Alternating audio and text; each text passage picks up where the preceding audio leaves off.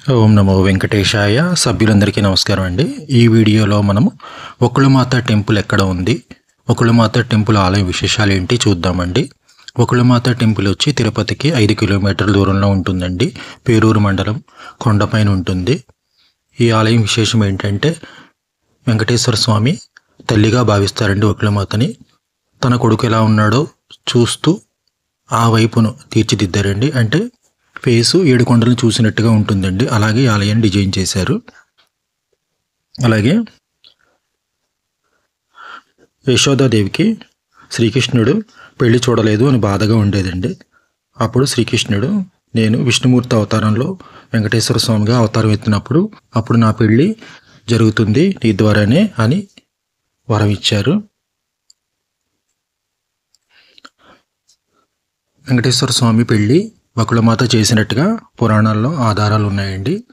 ఈ temple TTD వాళ్ళు 2022లో కొత్తగా రెనోవేషన్ చేశారండి.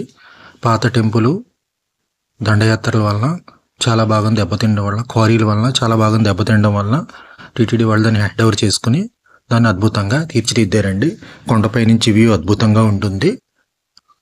ఇది తిరుపతి బెంగళూరు హైవేలో ఉంటుందండి. మనం కాణిపాకం వెళ్ళాలనుకున్నప్పుడు ఈ టెంపుల్ని కూడా కవర్ చేసుకోవచ్చు. తిరుచానూరు పద్మావతి అమ్మవారు దాటాక ఈ టెంపుల్ వస్తుందండి. పైనుంచి లొకేషన్ అయితే చాలా అద్భుతంగా ఉంది.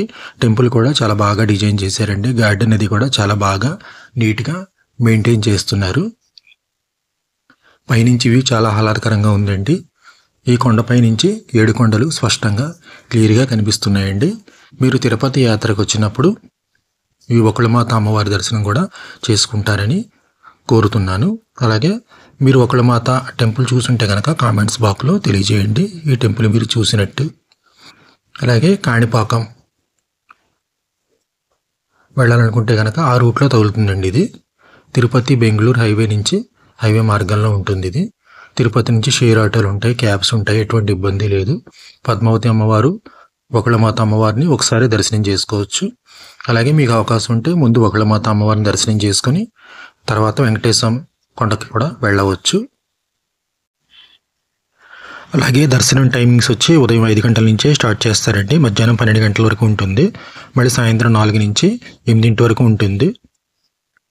పెద్దగా రద్దీ ఉండదండి. మనం చక్కగా అమ్మవారిని దర్శించుకోవచ్చు. ప్రతిరోజు సుప్రభాతం, నైవేద్యం, హారతి జరుగుతాయి.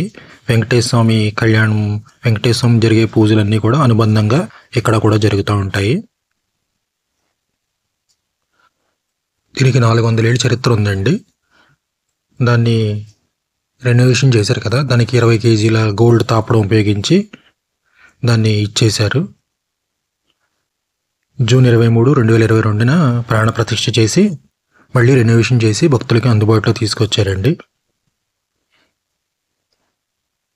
ఈ గర్భగుడి నుండి వెంకటేశ్వరం చూసినట్టుగా ఉంటుందండి. అలా డిజైన్ చేశారు దీన్ని. అంటే తల్లి ఎప్పుడు తన కుమారుని చూడాలని ఎలా కోరుకుంటుందో అలాగే డిజైన్ చేశారండి ఇది.